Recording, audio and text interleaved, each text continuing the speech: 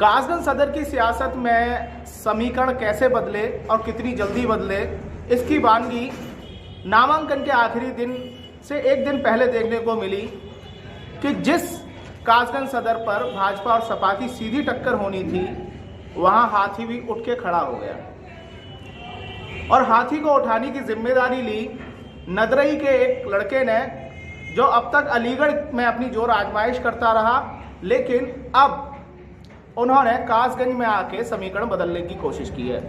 आज मैं आपका तारुफ कराता हूं आरिफ उर्फ बॉबी से, जो कासगंज सदर विधानसभा के नदरई में पैदा हुए और कासगंज सदर में उनकी ननिहाल है। तो सबसे पहले आपका स्वागत है आरिफ एपीसी न्यूज के इस कार्यक्रम में। सबसे पहले आपका एक छोटा सा परिचय यहाँ दे दीजिए कि आखिर आरिफ कहाँ से निकले, कहाँ तक पहुँचे और कासगंज सदर पे वापसी क्यों की है।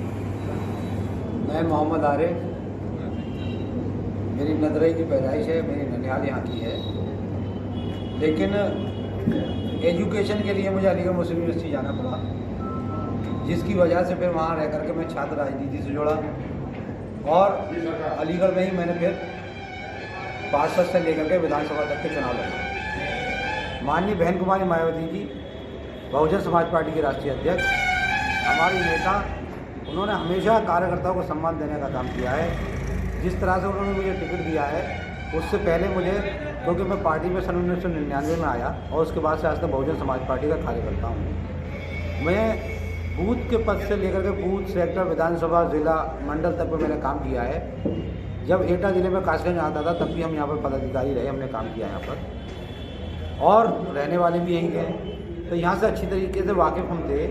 लेकिन समीकरणों के आधार पर माननीय बहन जी ने जब देखा कि हम यहाँ से एक मुस्लिम कैंडिडेट अगर दे देते हैं तो यहाँ से हमारी सीट आसानी से निकल जाएगी, क्योंकि समीकरण बिल्कुल यहाँ बदले हुए थे, तो उसमें माननीय बहन जी ने मेरे ऊपर भरोसा किया और मुझ जैसे कार्यकर्ताओं को यहाँ आशीर्वाद दे करके भेजा।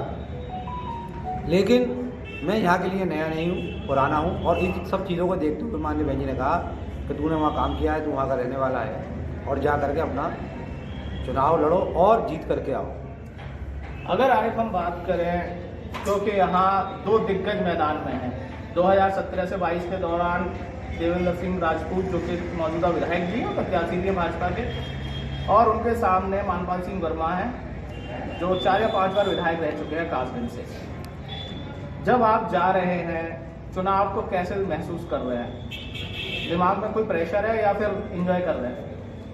देखिए, दिग्गज तो इनमें से कोई नहीं है। दिग्गज तो यहाँ की जनता है, वोटर है। जिन लोगों ने दिग्गज बनाया है बार बार जिता करके, लेकिन इन लोगों ने जनता का कोई काम नहीं किया। मानवर काशीराम नगर को जिला बना करके माननीय बहन जी ने 2008 में यहाँ की विकास की शुरुआत की थी। क्यों की थी? क्योंकि जब यहाँ पर एक इतिहास बना, असदुल्ला शेरवानी साहब बहुजन समाज पार्टी ने 2007 में चुनाव लड़े, एक वोट बहुजन समाज पार्टी को मिला और यहाँ एमएलए बनकर गए, तो माननीय बहन जी ने तोहफा दिया, इस कासगंज को जिला बनाया और सारे विकास के काम किए।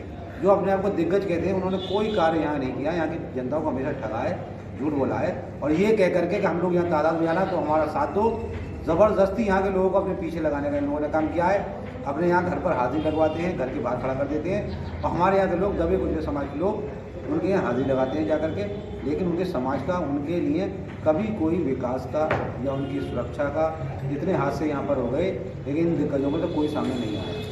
आरिफ, एक बहुत यक्ष प्रश्न सामने आता है, क्योंकि बात अगर हम करें मुस्लिम मतदाताओं की, तो समाजवादी पार्टी सीधा सीधा अपना दावा कर रही है, तो आपको क्या लगता है? क्योंकि आप इतनी ननिहाल है, मानपाल सिंह नाना लगेंगे रिश्ते में कहीं ना कहीं आपसे, तो हम मुस्लिम मतदाता या हम सार्वभौमिक बात करते हैं कि मतदाता किस तरफ जा रहा है, नाना की तरफ या नवासे की तरफ? देखिए, युवाओं का दौर है और नौजवान ही हमेशा इनकलाब लेकर के आते हैं। आज़ादी से आज तक नौजवानों ने इनकलाब लाए हैं, नौजवान ही आगे बढ़े हैं। बुजुर्गों को तो आशीर्वाद देना चाहिए, लेकिन समाजवादी पार्टी का जहाँ तक सवाल है, वो उनके घर का ही कुनबा एक नहीं है। वो अपने घर को ही नहीं संभाल पाए, अपने समाज को नहीं संभाल पाए। अगर अपने समाज को, अपने घर को संभाला होता तो लोकसभा में इतना अच्छा गठबंधन होने के बाद 2019 में वो अपने घर की सीटें जीतते। उनके समाज ने उन्हें वोट नहीं दिया, जबकि जहाँ जहाँ मुस्लिम समाज के एमपी लड़े, चाहे वो समाजवादी पार्टी से लड़े, चाहे बहुजन समाज पार्टी से लड़े, दलित समाज ने साथ देकर, बहुजन समाज पार्टी के कोर वोट के साथ देकर उन्हें सांसद बनाया। एक मिसाल आपके सामने मौजूद है, समाजवादी पार्टी के दिग्गज नेता जो आज जेल में है, माई फैमिली के, फैमिली उनकी बाहर के लिए खुद भी जेल में है, जिन्होंने पार्टी पहले दिन से लेकर के नेताजी मुलायम सिंह यादव का साथ दिया, मुसलमानों को जोड़ने का काम किया। मुसलमान उन्हीं के नाम से जाने जाते हैं समाजवादी पार्टी में। लेकिन जब जब वो समाजवादी पार्टी के चुनाव निशान पर लोकसभा का चुनाव लड़े, कभी नहीं जीते। राज्यसभा में चले गए अलग बात है, MLA रहे अलग बात है, मिनिस्टर रहे अलग बात है, लेकिन लोकसभा नहीं जीते कभी। लेकिन उन्होंने लोकसभा पहुँचाने का काम भी दलित समाज के भाइयों ने बहुजन समाज पार्टी के गठबंधन में काम किया। हमेशा से दलित मुस्लिम गठजोड़ कामयाब रहा है। इस देश की राजनीति अगर कोई बदल सकता है, जुल्मी सरकार और धोखा देने वालों से अगर कोई निजात दिला सकता है, तो बहुजन समाज पार्टी की ही सरकार है। माननीय बहन कुमारी मायावती जी मुख्यमंत्री हैं। जब जब वो प्रदेश में मुख्यमंत्री रही हैं, कभी भी सेंटर में भाजपा की सरकार नहीं बनी है। और जब जब अखिलेश यादव या उनके पिताजी श्री मुलायम सिंह यादव सरकार में रहे, तब तक भाजपा की सरकार सेंटर में बनी है। और जैसी सरकार प्रदेश में रही है, अगर इनकी गठबंधन की रही है तो सेंटर में गठबंधन की रही। जब इनकी पूरे बहुमत की सरकार थी तो उन्होंने सेंटर में पूरे बहुमत की सरकार बनाने का काम किया। 73 MP जिता करके सुनामी दिखा दी उनकी, जिनके पास सिर्फ 30% वोट थे। 30% वोट पर वो सुनामी कहने लगे। 70% वोट उनके खिलाफ था। फिर अखिलेश यादव की सरकार के अंदर उनको जो है 73 सीटें जिता करके उत्तर प्रदेश के अंदर से 3 लोगों ने, अगर स्टेट गवर्नमेंट की पावर नहीं होती है तो ये लोग बंगाल से जीत के आ जाते। बंगाल की मुख्यमंत्री माननीय ममता बनर्जी ने उन्हें खदेड़ के वहाँ से भगा दिया। उन्होंने दिखा दिया कि प्रदेश की सरकार क्या होती है। लेकिन 73 सीटें जिता करके जो दिल्ली में आज सरकार बैठी है, वो सब सरकार को देने का काम अखिलेश यादव की सरकार ने किया 2014 के अंदर। कासगंज सदर पे ननिहाल से क्या उम्मीद है आरिफ को? जब 10 मार्च को नतीजे आएंगे तो कैसे होने वाले हैं? देखिए, जब जब वहाँ गया हूँ मैं नदरई, तो सारी हमारी बुजुर्ग जो हमारी रिश्तेदार भी हैं, महिलाएँ हैं, दूसरे समाज की हैं, सब ने आशीर्वाद दे देकर मुझे भेजा है और ये कहा है कि हम तुम्हें पूरा साथ सपोर्ट करेंगे और यहाँ आने की ज़रूरत नहीं है। एक वोट तुम्हारी है, तुम और क्षेत्रों में जाओ, वहाँ जा कर के मेहनत करो और ये कहो कि मैं जीत रहा हूँ, मेरा समाज मेरे साथ है, मेरे लोग मेरे साथ हैं। एक वोट बहुजन समाज पार्टी को दो। तो वहाँ लोग वायरल कर रहे हैं फोटो, आप देखेंगे व्हाट्सएप ग्रुप पे देखिए, फेसबुक पे देखिए, ट्विटर पे देखिए, लोग नाच रहे हैं। मतलब हमारी महिलाएं नाच रही हैं, झूम रही हैं उसमें कि हमारा बच्चा हमारे बीच में आ गया है। बहन कुमारी मायावती जी ने उसे आशीर्वाद देकर के भेजा है। बहुजन समाज पार्टी की सरकार आ रही है। बहुजन समाज पार्टी का एक बार फिर 2007 की तरह कासगंज विधानसभा में MLA बनकर के जा रहा है। तो ये थे हमारे साथ आरिफ। अगर आरिफ की एक बात को हम वाकई गौर फरमाएं तो शायद बहुजन समाज पार्टी की जो 2007 में सरकार बनी, उसमें कासगंज को एक नई दिशा, एक नई दशा और एक नई पहचान दी, वो चाहे काशीराम नगर के रूप में दी हो। आरिफ, आखिरी सवाल मेरा ये है कि जनता के बीच में हम जा रहे हैं तो जनता क्या कह रही है? मतलब हम बात कर रहे हैं, जब आप विकास की बात, क्योंकि आपने मुझसे कहा कि 2007 से बाहर है, कासगंज को उसकी अपनी नई पहचान एक जिले के रूप में मिली और कासगंज का जो क्राइम था, बहुत अच्छे स्तर का जो क्राइम कटरी में हुआ करता था, वो खत्म हुआ। अमन और चैन की बात वाकई बसपा की सरकार ने कासगंज में की और उसको कायम किया। कैसे देखते हैं?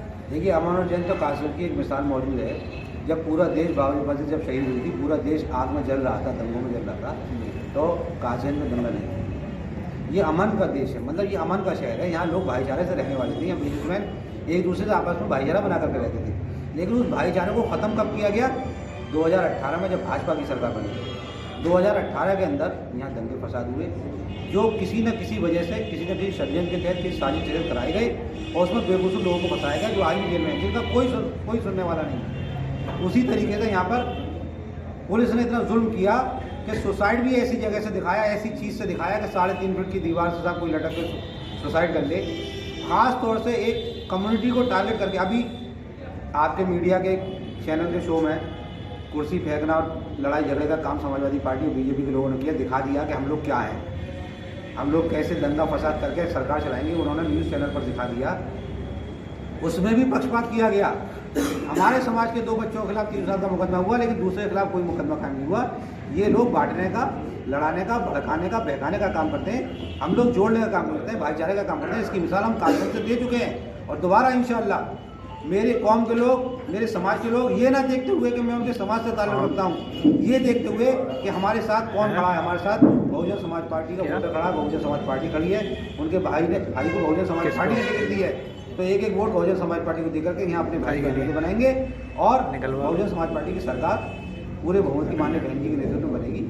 यही बात मैं और एक बार गुजारिश करता हूँ कि किसी के बहकाए में ना आकर के एक वोट हाथी के सामने का बटन दबाएं और अपने यहाँ से अपना MLA बनाएं, ताकि यहाँ पर अमन चैन कायम हो और यहाँ की जो समस्याएं हैं, बिजनेसमैनों की हैं, चाहे महिलाओं की हैं, चाहे वो किसी खास, चाहे मेरे समाज की समस्याएं, तो मेरा समाज सबसे ज़्यादा पीड़ित और दुखी है।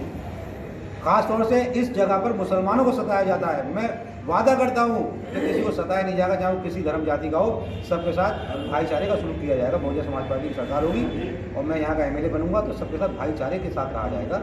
एक एक वोट बहुजन समाज पार्टी को दें, हाथी के सामने का बटन दबाएं और एक बार फिर से बहन जी को 5 बार मुख्यमंत्री बनाएं, अपने इस भाई को एमएलए बनाएं, ताकि आपकी आवाज़ कासगंज की आवाज़ विधानसभा तक जा सके। तो ये थे हमारे साथ आरिफ उर्फ बॉबी, जो सर्वजन हिताय सर्वजन सुखाय की बात कर रहे हैं और 2007 से 12 का जो बसपा सरकार का कार्यकाल रहा उसको लेकर जनता के बीच में जा रहे हैं। अब जनता कितना रेस्पॉन्ड करती है, क्या आरिफ को विधानसभा भेजेगी सदर से, और सदर का इतिहास रहा है कि जो कासगंज सदर जीतेगा वो लखनऊ की सत्ता संभालेगा।